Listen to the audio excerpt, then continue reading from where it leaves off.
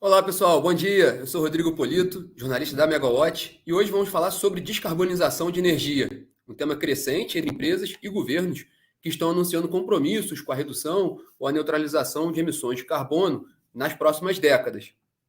Ao longo desta semana, que a gente está celebrando o Dia Mundial da Energia, nosso bate-papo de hoje vai abordar o papel das empresas na descarbonização. Para isso, contamos com a participação de Juliana Nakamura, coordenadora de relacionamento com clientes na Comerc Gestão, Alessandra Lacreta, consultora de relacionamento com clientes na Comerc Trading, e Yuri Katgruber, gerente de eficiência energética da Nextway. Queria agradecer a presença dos participantes aqui, o tempo que vocês estão com a gente aqui para falar um pouco sobre esse tema, e agradecer também a participação da audiência e convidar a audiência que pode fazer as perguntas ao longo do nosso bate-papo. É só digitar que a gente coleta as perguntas por aqui. Para essa primeira rodada de perguntas, eu gostaria que vocês se apresentassem para o nosso público e também falassem um pouco da trajetória de vocês no setor de energia e respondessem uma única pergunta para os três, né? Como vocês avaliam a relevância do processo de neutralização de carbono dentro do segmento de energia? Eu vou começar pela Alessandra. Bom dia, Alessandra. Bom dia, Rodrigo. Obrigada pelo convite. Então, eu vou me apresentar e depois vou responder a pergunta que você fez, né? Então, eu sou Alessandra Lacreta, eu sou formada em Economia pela PUC São Paulo e sou pós-graduanda pela FIA em Liderança e Gestão Estratégica de Pessoas. Eu trabalho na Comerc Trading há 11 anos, na mesa de consumidor final, atuando na venda do portfólio de produtos da Trading, tá? E sou uma das especialistas aqui em certificação I-REC. Eu queria pedir para responder a sua pergunta, Rodrigo, eu queria pedir para o pessoal colocar aquele gráfico, e aí eu vou contar um pouquinho da história do certificado e vou falar um pouco sobre a importância de tê-lo, né? Então, por que eu sempre gosto muito dessa apresentação? Porque ele mostra a evolução das emissões de certificação I-REC no Brasil. Sempre lembrando, pessoal, que a proporção é 1 para 1. Então, 1 I-REC é igual a 1 megawatt-hora. Então, a gente percebe que esse movimento de certificação começou no Brasil no ano de 2014 e a gente vê no decorrer dos anos, né, esse pulo nas emissões de certificado. E é lógico que são pulos grandes de 2015, 16 e 17, enfim, até 18. Mas o que salta muito aos olhos são esses pulos, né, de 19, 20, 21 e para o ano de 22. Então, você pode perceber que hoje, né, a gente está aí no último dia do mês de maio e até a data de hoje foram emitidos 15 milhões e 500 mil RECs, né? Só lembrando que a gente ainda tem aí mais 6 meses de ano. Então, essa emissão é pela estimativa do Instituto Totum, que é o emissor local, que eu vou falar um pouquinho mais para frente. A estimativa deles é que as emissões girem em torno esse ano de 20 milhões de certificados. Então, o que isso mostra para a gente, né? Mostra que as pautas ESG, elas em evidência, eu acredito que a pandemia acelerou isso, né? Antes da pandemia, a gente via pautas ESG, mas a gente não via na frequência que a gente tem visto agora, né? Então, se você abrir os meios de comunicação, tem sempre algum assunto sobre isso, e que elas vieram para ficar, e que as empresas estão cada vez mais interessadas em seguir essas práticas ESG. E aí, contando até um pouquinho da história, né, de como surgiu esse certificado, né, a gente fala de transacional RECs aqui na Comerc. Num primeiro momento, era uma demanda muito das multinacionais, né? E isso por quê? Porque fora do Brasil, em alguns países, esse é um mercado regulado. Então, a empresa, ela precisa, ela tem uma meta lá de sustentabilidade, e ela precisa zerar suas emissões, tá? E o que essas empresas, o que essas multinacionais faziam? Elas replicam essas metas para suas filiais, né? Então, tem algumas plantas na Europa, nos Estados Unidos, então ela replica isso para o Brasil, adquirindo RECs, né? Mas a gente viu um movimento, o ano passado, muito grande da indústria local brasileira muito interessada em entender como ela pode adquirir, né? E qual a usabilidade, enfim, né? Querer entender o produto. E isso por quê? Porque isso tem sido uma cobrança em cadeia, tá? Então vamos supor aqui que eu sou uma multinacional, você é uma empresa que fornece um produto para eu fazer o meu insumo, e eu chego para você e falo assim, a gente tem uma meta aqui de sustentabilidade, de zeragem de emissão, né, de dióxido de carbono, e o que vocês fazem aí na empresa de vocês? Aí o cara fala, putz, eu não faço nada aqui. O cara fala, então vocês precisam começar a olhar para isso, porque a nossa cadeia inteira precisa estar alinhada com o que é o nosso propósito e com o que é a nossa meta. Então, a gente viu um movimento muito grande das empresas querendo embarcar nesse mercado, né? Fazendo metas progressivas, então, em 10 anos, em 5 anos, enfim, aí é muito do que é diretriz de cada empresa. Eu vou ser renovável, eu já vou começar adquirindo a REC para escopo 2, né? Escopo 2 sempre falando de consumo de energia elétrica. Então, essa é um pouquinho da história da certificação, da evolução desse mercado no Brasil, tá? E a importância é que esse certificado, ele vem com muitos benefícios, né? Então, ele segue um deles é que ele segue a metodologia do GHG Protocolo Escopo 2, que é a metodologia mais usada quando as empresas querem quantificar suas emissões de gases de efeito estufa.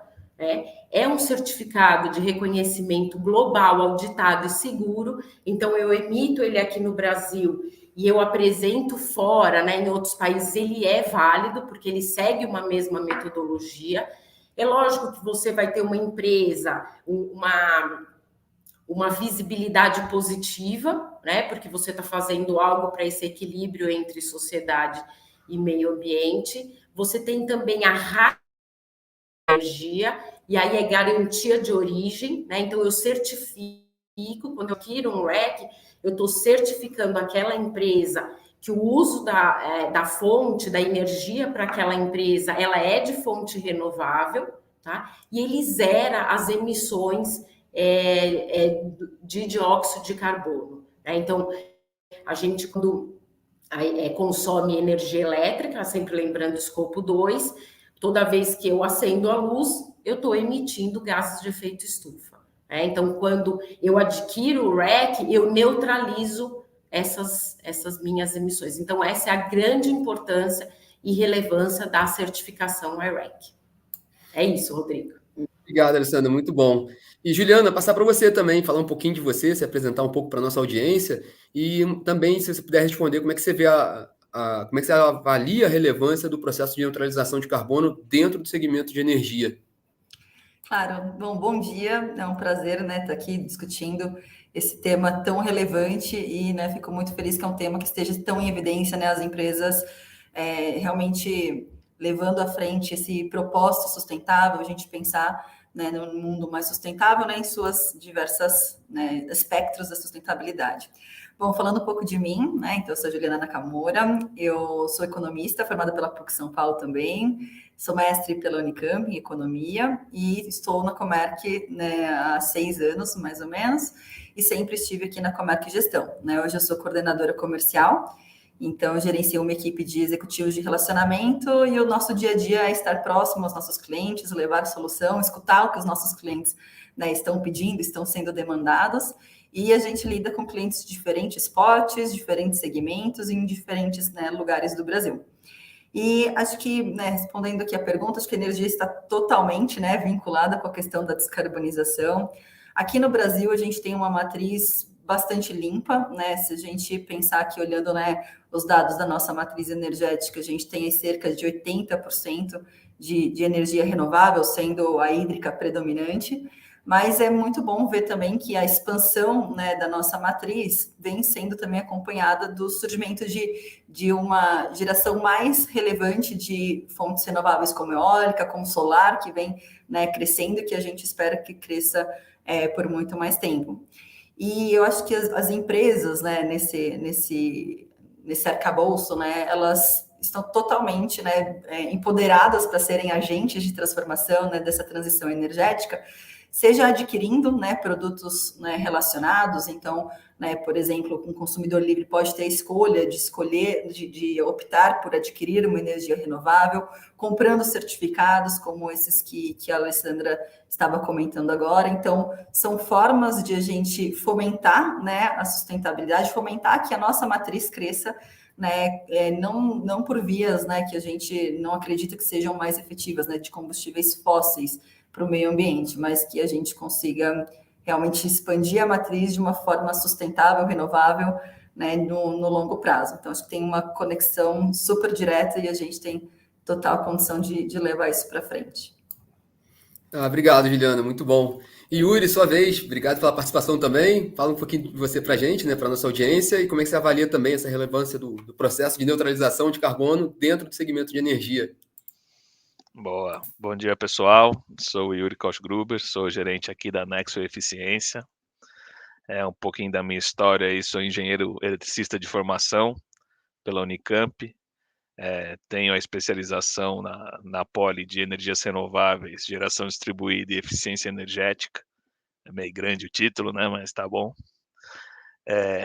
E aí, pensando um pouco no meu histórico, né? Eu comecei do lado negro da força, eu fazia termoelétrica a carvão, até o dia que eu resolvi que eu queria parar de destruir o planeta, fui procurar um rumo mais sustentável, e aí entrei mais nesse mundo de cogeração, de eficiência energética, eficiência em ar-condicionado, e em 2018, o pessoal da Comerc me convidou para vir fazer parte da equipe, ainda na Comerc Esco, que era pequenininha, e a gente estava começando, mas hoje a Nexo já está voando aí, são mais de 60 projetos contratados.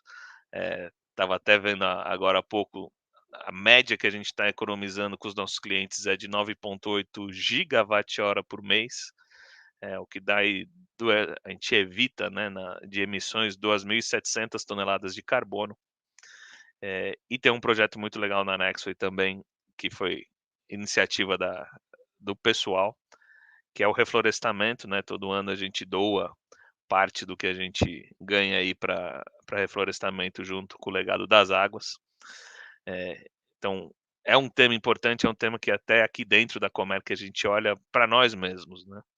E aí, olhando um pouquinho a pergunta, né, a relevância do processo de neutralização de carbono, cara, vamos falar assim, ele é onde está partindo tudo agora, ele que fomenta a discussão, é dali que parte. Então, quando a gente vai no cliente e fala, pô, tem uma meta para reduzir carbono e tudo mais, por mil e umas razões, porque ele tem ações na bolsa nos Estados Unidos, eles estão preocupados com outras metas também, que tem impacto direto no preço do produto, das ações dele. Então, é ali que começa a discussão, e quando a gente mostra o que dá para fazer com eficiência, né, que além de tirar esse peso do planeta, a gente consegue reduzir custo, mostrar para ele algo mais eficiente, deixar preparado para uma indústria 4.0, é ali que todo mundo fala, cara, esse é o caminho certo, é por aqui mesmo que a gente tem que seguir. Muito bom, Yuri, obrigado. Alessandro, eu queria voltar em você. Eu fiquei muito surpreso com o número, já tinha, até pelo acompanhamento de mercado, eu tinha observado esse crescimento dos ARECs, mas eu até fiquei com medo de te interromper ali, que eu ia te perguntar se aqueles 15 eram projeção ou se era no acumulado do ano. Então, você mostrou que a expectativa ainda é bem maior, né? Então, a gente tem quase praticamente dobrado, né? Que eu fui vendo ali. Isso, exatamente. O ano passado, o ano de 21, foram emitidos 9.222.000, e até a data de ontem, a gente atualizou lá com o pessoal do Totem, foi de 15.500.000. É Então, expressivo. assim, é um volume bem expressivo. Legal. Se você puder explicar um pouquinho mais, até porque parte da audiência pode não conhecer os detalhes do I-REC, saber um pouquinho como é que é, né, o que é o I-REC, como é que funciona esse mercado na prática, né? Tá bom, vamos lá. Então, vamos falar um pouquinho do que é o I-REC, né? O I-REC, ele é uma plataforma internacional, por isso que eu disse lá no início, né? Então, você emite ele aqui no Brasil e ele tem validade fora. Então, ele é uma plataforma internacional na qual as empresas podem adquirir o seu certificado de energia renovável, né?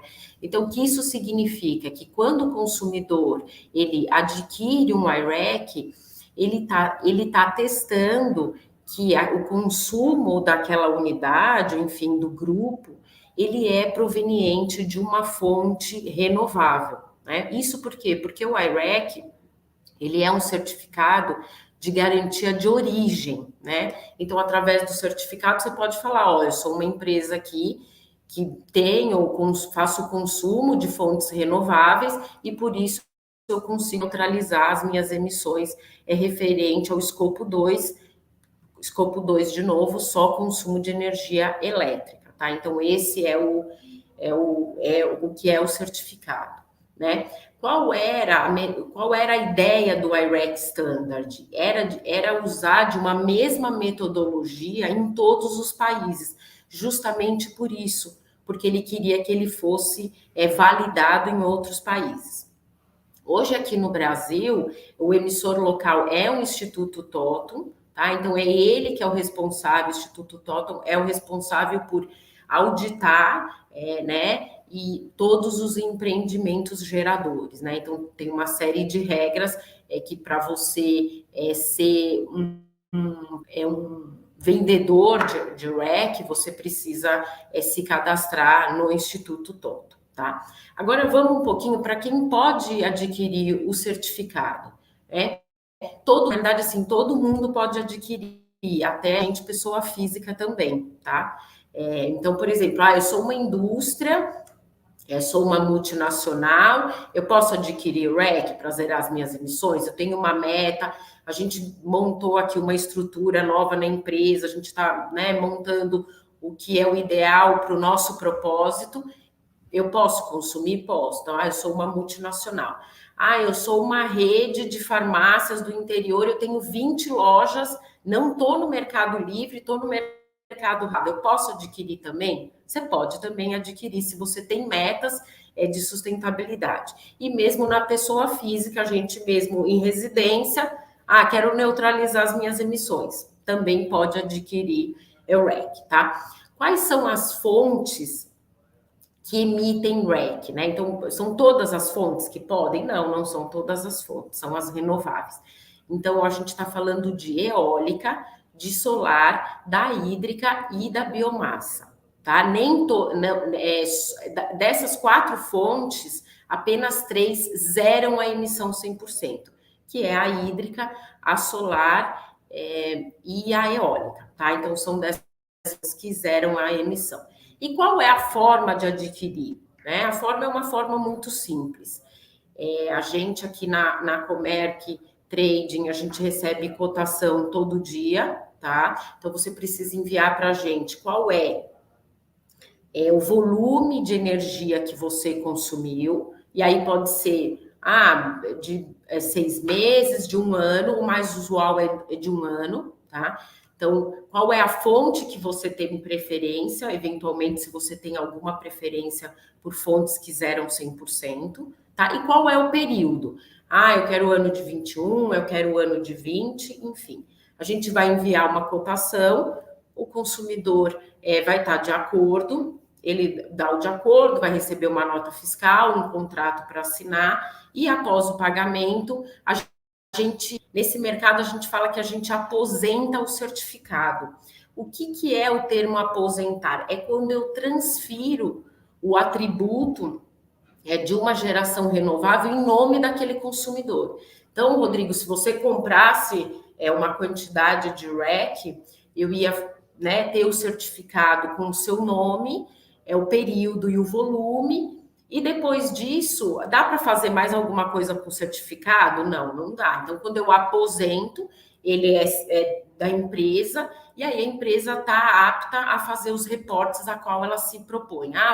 Eu faço reporte no GHG Protocol, então ele sobe, né, no portal do GHG essa declaração dele de que ele comprou, né, de que ele usou energia de fontes renováveis, neutralizando as suas emissões. O que é importante, como eu posso adquirir o REC? De que forma? Existem duas formas que que o consumidor pode adquirir o REC. Uma é no momento que ele está contratando energia. Então, ele compra isso, né? Ele adquire de forma agregada. Então, ele faz o contrato de energia e pede o REC junto, tá? Então, essa é uma forma. E ele pode comprar isso de forma futura também, tá? E aí é muito similar a um contrato de energia no Mercado Livre. Você tem um preço, uma data base, isso vai sofrer o reajuste, mas você já tem lá o contrato, e essa emissão ela vai acontecer sempre após a geração, tá? E a outra forma, que é a forma mais comum de se contratar, é a forma desagregada. Então, você tem já um contrato de energia, e aí quando chega, por exemplo, eu quero contratar hoje o ano de 21, né? Qual é a forma desagregada? Então, eu pego o meu consumo de 21 e faço um pedido de cotação aqui para a gente. A forma mais comum, porque você já tem um consumo realizado, né? Isso. Então, eventualmente, você não vai precisar ir a mercado, né? Vamos supor que você comprou um volume e, eventualmente, você consumiu mais. Então, você teria que ir de novo, né? Vir aqui e solicitar uma nova proposta. Então, essa forma é a forma mais, é a desagregada e a forma mais comum do consumidor final, né? Adquirir o REC, tá? Acho que é esse. Não sei se você tem alguma pergunta aí sobre mais, se ficou mais alguma Não, ficou claro. em relação ao produto. Eu achei dois pontos interessantes, e se eu falar uma besteira, você me corrige, mas uma que eu achei legal, interessante, é o ponto do aposentado, né? Assim, o certificado ele é aposentado, porque senão o certificado não tem como valer para mais de uma emissão, né? Senão não faria sentido, né? Você não estaria neutralizando, né? Não, ele é para aquele ano, ele é para aquele ano específico. Né? Então, quando você vai fazer o reporte, ele serve para aquele ano. Ah, eu quero reportar para o ano seguinte. Não, aí para o ano seguinte, né, você precisa adquirir mais um bloco, que seria mais um ano do certificado. Perfeito. Tá? Legal. E também gostei da explicação das formas de contratação, até pelo desagregado, que é quase como um balanço, né? Você já tem um número que você consumiu, quanto que você precisa de I-REC para fazer a neutralização, né? É isso mesmo, é a forma mais comum. Geralmente, quando chega em meados de novembro a março, é o período em que as empresas cotam I-REC, justamente por isso, né? Eventualmente, em novembro, você tem um realizado de 10 meses, e aí você faz uma projeção para os 2 próximos meses, algo que você já conhece, que você sabe como vai ser, ou então de janeiro a março, porque você já tem o realizado e você já tem o cuidado, vem e já faz a cotação do volume certo de REC, tá? Legal, obrigado. E Juliana, vamos para você agora. Assim, como é que você enxerga, né? O que você enxerga que as grandes empresas estão buscando hoje para se tornarem mais sustentáveis? Você usou uma palavra que eu achei ótima, né? Empoderamento, né? E é uma palavra que está muito, né? Hoje se fala muito sobre essa questão. Como é que você enxerga, né? Essa questão das empresas buscarem se tornar mais sustentáveis? Hoje, realmente, a gente vê... Ainda tem alguns elementos que são trazidos de fora, porque muitas empresas, principalmente quem tem multinacional europeia, a gente sabe que existem metas muito mais estabelecidas, né? Existem políticas, né? Muito mais institucionalizadas, né? Quanto a esses critérios de sustentabilidade. Então, hoje, muitas empresas já nos perguntam não somente assim, como que eu posso manter meu custo de energia estável? Como que eu posso reduzir meu custo? Mas uma pergunta que a gente está escutando também agora é, como que eu posso zerar as minhas emissões? Que ações que eu posso fazer aqui numa empresa para zerar as minhas emissões?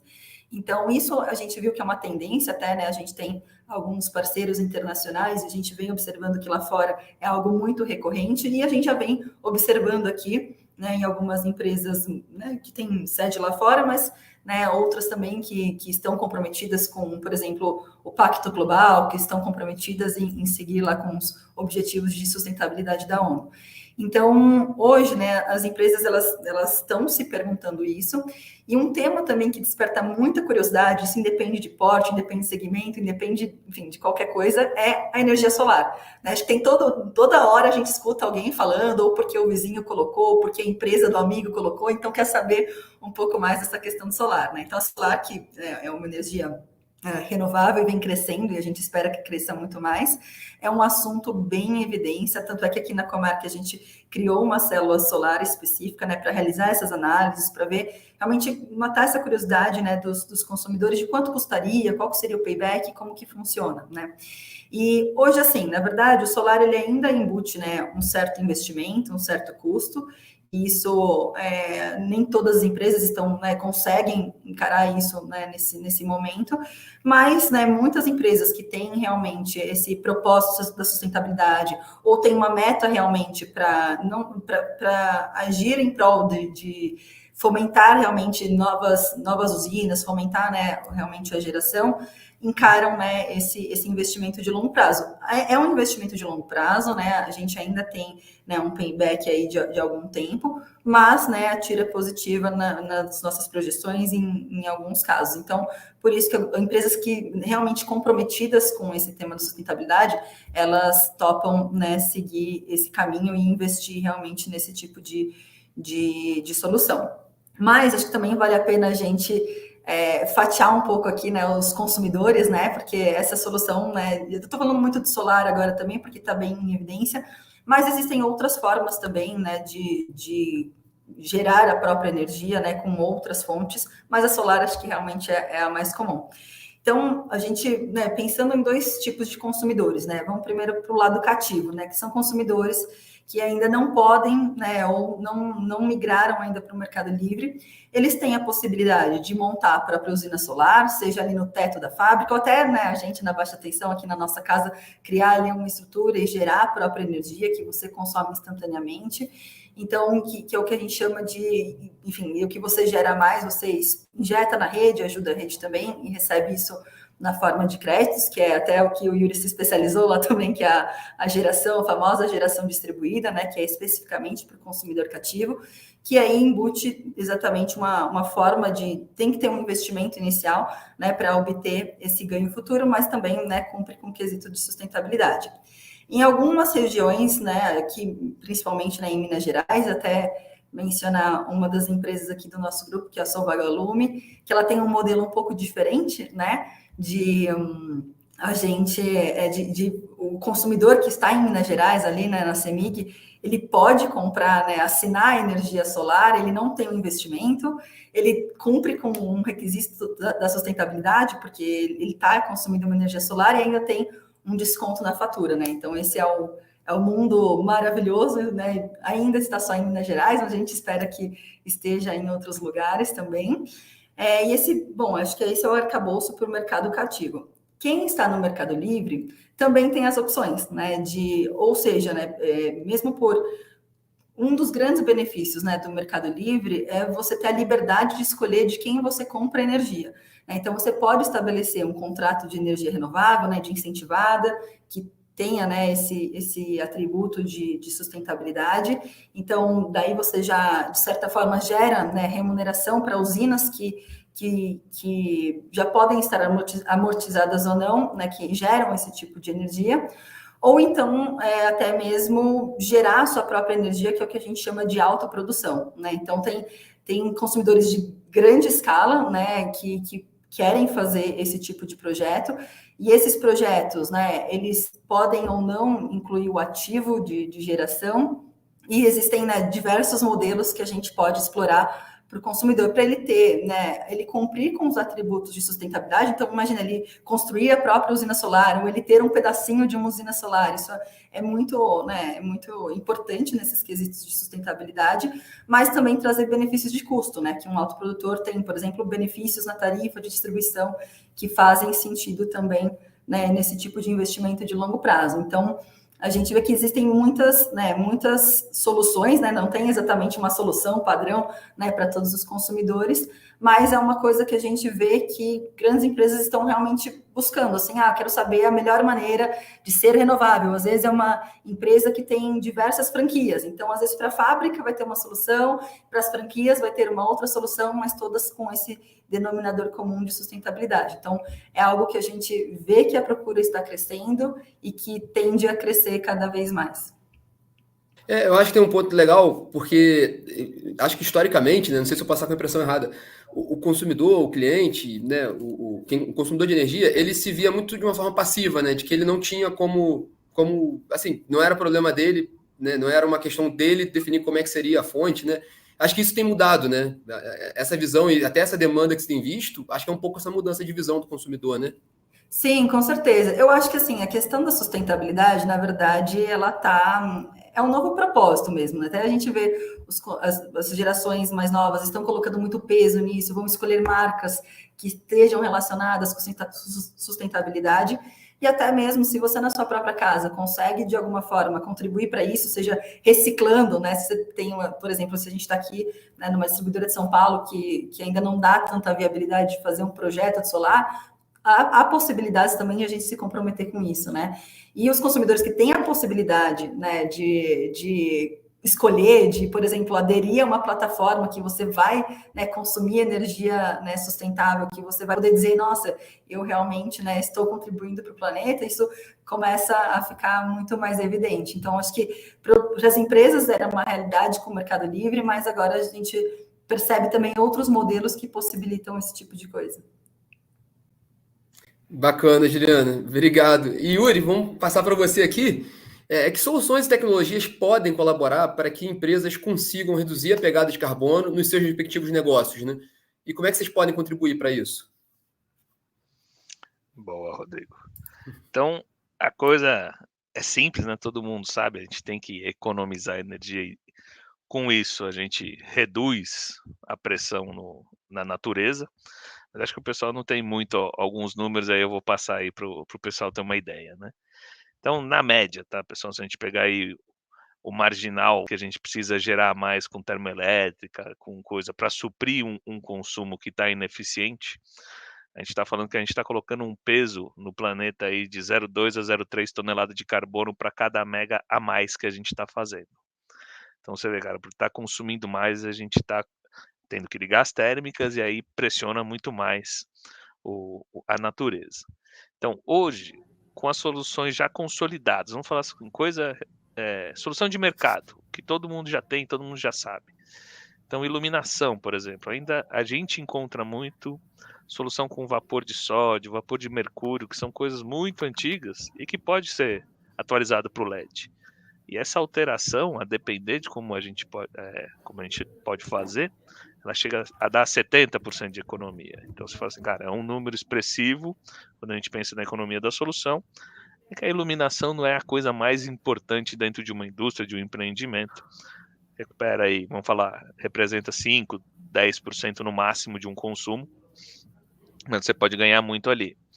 E aí você tem coisas maiores, que aí são os grandes vilões do consumo, né? Então, ar comprimido, por exemplo, é tranquilo encontrar 30% de eficiência em ar comprimido, né? Os compressores de ar, a gente brinca assim, que enquanto tá rodando, ninguém olha. Ele tá lá, tá dando o ar que a gente precisa, deixa rolar. Mas tem muita coisa que dá para fazer ali, né? Por exemplo, se a rede tá com muito furo, tá vazando demais, cada bar que você precisa produzir a mais de pressão para chegar o ar comprimido na pressão que você precisa, onde você vai utilizar, isso aí representa 7 a 8% de energia que você está jogando fora. Atualizar a máquina, né? Ter uma máquina com inversor de frequência, uma máquina centrífuga, isso aí você consegue ganhar 30% de eficiência. Então, dentro de um cara que consome muito, você economiza muito. Então, são projetos que vão para frente. Motorização, né? Se a gente estiver falando de bomba, ventilador, que toda a indústria tem, todos os prédios têm, você consegue colocar um inversor de frequência, atualizar a bomba, isso aí dá de 20% a 70%, dependendo de como você está utilizando esse equipamento. Central de água gelada também, 30% fácil de encontrar, atualizando o equipamento, trazendo tecnologia mais nova, né? Então, os fabricantes estão muito preocupados com isso também, de fazer um equipamento que consuma menos, que entregue a mesma coisa, que não esquente, e outras coisas que a gente deveria fazer, mas que custa muito dinheiro, né? Então, aqui dentro da Comerc, a gente sempre trabalha para isso virar uma realidade, e hoje existe o Zordon, que é a nossa plataforma de medição, com inteligência, com Big Data, com um monte de coisa dentro, e só ali, sem atualizar nada, você já consegue ter vários ganhos utilizando melhor seu equipamento, tendo a informação para saber o que fazer, né? Mas isso estou falando só de coisa consolidada, já está no mercado, já existe, dá para fazer. Às vezes as pessoas não sabem que eles têm para fazer, e acontece muito, mas já está ali pronto. Só que a gente tem os novos caminhos, as coisas que vão entrar agora. Então, uma que a Nexway está apostando muito é o hidrogênio, né? O hidrogênio verde, obviamente.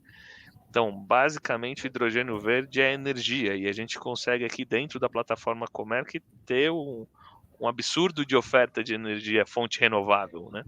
Então, a gente produz esse hidrogênio com esse tipo de energia, não coloca uma pressão no planeta e reduz a pegada de carbono de uma cadeia inteira, né? Então, se a gente está falando do agronegócio, por exemplo, eu começo com o hidrogênio para a gente juntar na amônia e fazer o N do NPK. E assim por diante. A gente pode trabalhar com metanol para muita indústria que precisa, consegue transformar biogás em metanol. Então, tem toda uma tecnologia nova aí que vem para modificar o jeito que a gente olha para a matriz energética, né?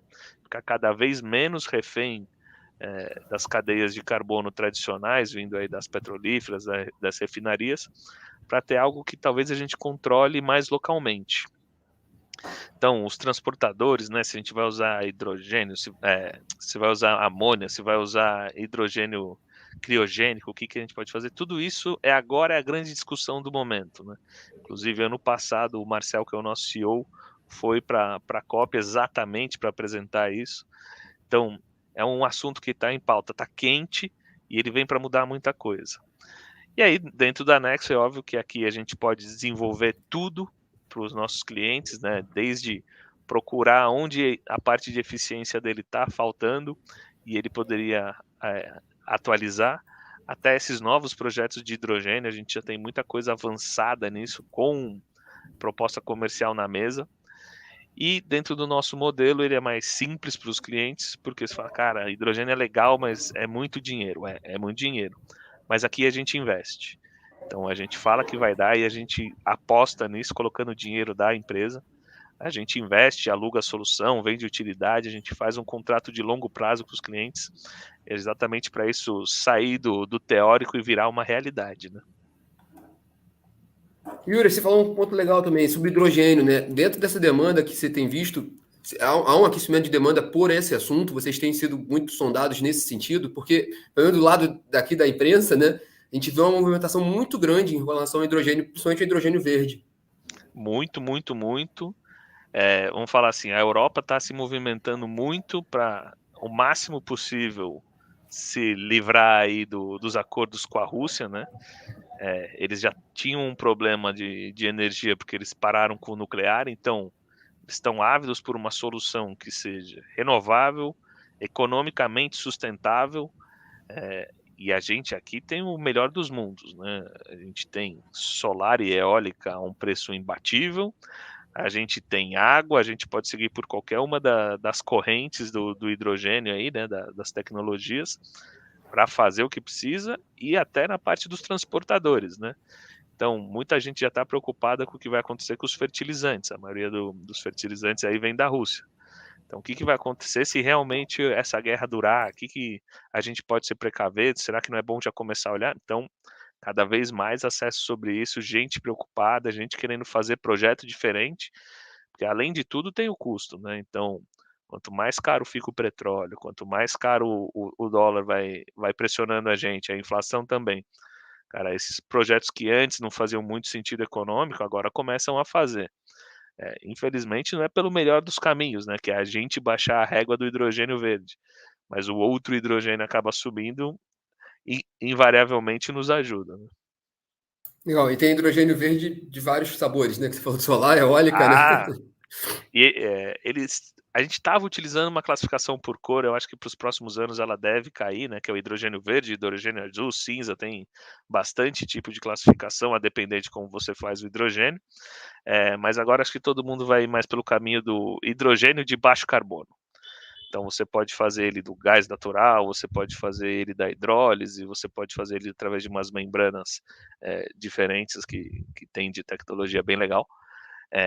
E cada um vai ter a sua quantidade de carbono e como é que eu levo isso para o meu consumidor final, né? Eu tenho o transporte disso, impacta na pegada, impacta na cadeia. E é uma das coisas que as indústrias também têm se preocupado muito, né? Assim, eu sou verde, eu contrato o iREC, eu tenho toda a parte de geração solar, eólica que eu contrato, mas e meu fornecedor? Ele também está me ajudando nessa empreitada que eu entrei? Então, forçar o próprio fornecedor dele a se transformar em um cara mais sustentável, a pensar nisso, tem sido uma prática muito comum que a gente está vendo e cada dia mais fomenta o mercado.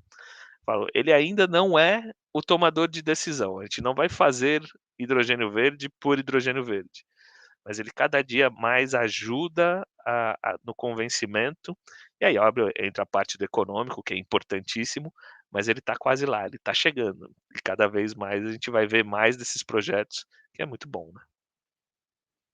Muito boa a resposta, Yuri. Obrigado pela explicação. A gente tem uma pergunta aqui, só para tirar uma dúvida, Alessandra, sobre se microcentral hidrelétrica pode emitir IREC. Aí você também puder falar um pouquinho específico nessa parte de hidrelétrica, né?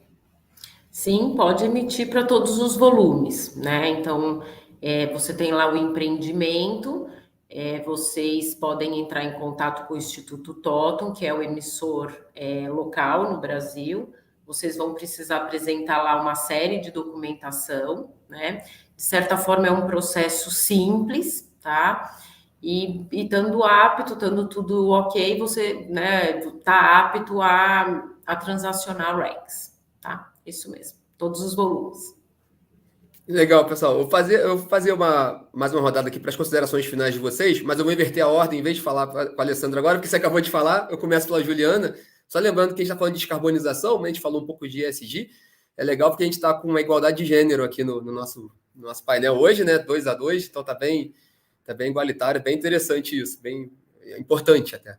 E começar então com a Juliana, essas considerações finais sobre o tema que a gente colocou aqui hoje, né?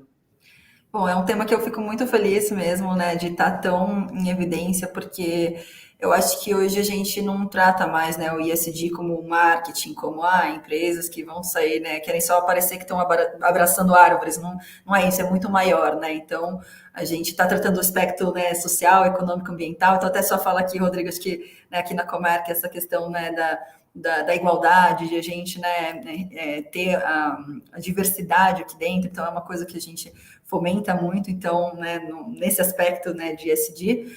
Mas, enfim, a gente tem, né, diversos especialistas aqui nosso time da gestão, a gente, né, quer muito ajudar, né, as empresas a se tornarem mais sustentáveis, a pensar em alternativas, a quantificar isso, ver se a conta fecha, porque realmente tem que ser sustentável no sentido amplo, né?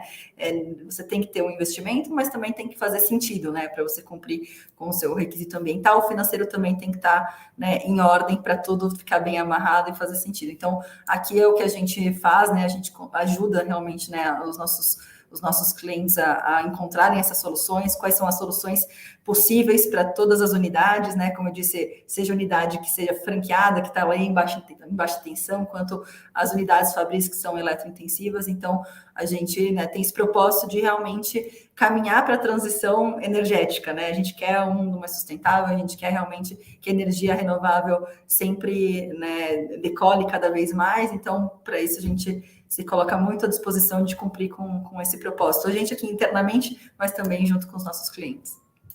Legal, Juliana. Yuri, suas palavras finais aí. Eu acho que é isso, gente. O que a gente tem que procurar sempre, e a gente brinca aqui na Nexo, é o tripé, né? Tem que ser uma solução sustentável economicamente, ela tem que ser sustentável na parte ambiental e ela tem que ser sustentável na parte produtiva, né? Então não adianta nada eu estar economizando porque eu desliguei a lâmpada, sendo que eu preciso da lâmpada acesa. Não adianta nada eu estar economizando muito dinheiro, mas eu estou jogando muito carbono na atmosfera ou utilizando muita água, porque tem muitas coisas ainda que a gente impacta, e não adianta isso ser lindo, maravilhoso e o negócio não ser produtivo, né? Não ser confiável. Eu colocar ele ali para operar e ele não dá a capacidade produtiva que eu preciso, entregar o ar comprimido, entregar a água gelada que eu preciso. Então esse é o tripé, esse é o balanço que a gente tem que buscar sempre nessas soluções, e dentro da plataforma da Comerc aqui a gente encontra todas elas. Legal, adorei a visão do tripé. Faz todo sentido, né? Senão a conta não fecha também. Exato. E agradecer também, Alessandra, pela sua participação, também suas considerações finais sobre o nosso tema de hoje. Tá, vamos lá. Eu que agradeço a participação mais uma vez para falar sobre a IREC. Eu acho que as pautas ESG vieram para ficar, né? Energia é uma delas, né? Existem outras também. Eu acho que é uma mudança de mindset e veio para ficar, né? Então eu convido aí as empresas a embarcarem nessa. A Comerc tem a solução, todas essas soluções para os clientes dentro de casa, então nas unidades de negócio com os especialistas. Então venham nos consultar, a gente está aqui à disposição para ajudá-los, para fazer reunião, para explicar. Então, o meu convite mesmo é o agradecimento e convidar todo mundo para embarcar nesse mundo de descarbonização, não só de energia, mas, né, de tudo que é possível que seja feito. Lógico, considerando muito boa essa fala do Yuri, né, o tripé, mas a gente está aqui à disposição para ajudar todos os consumidores. Obrigada. Legal, muito, muito legal esse convite feito, Alessandra. Queria agradecer a participação de vocês aqui com a gente, a participação também da audiência. Lembrando que esse evento de hoje ele faz parte da semana especial de comemoração do Dia Mundial da Energia. E aqui pela Megawatt, além do evento de hoje, né, que está disponível aqui no YouTube, a gente também tem um podcast especial com o Marcel Haratz, né, CEO da Nexway, entrevistado pela Camila Maia. E essa entrevista ela vai ao ar na próxima quinta-feira. Bom, pessoal, obrigado de novo pela participação e atenção de todos. Tenham um ótimo restante de dia pela frente de hoje. Tchau, tchau. Valeu, pessoal. Valeu, tchau. Bom almoço. Tchau, tchau.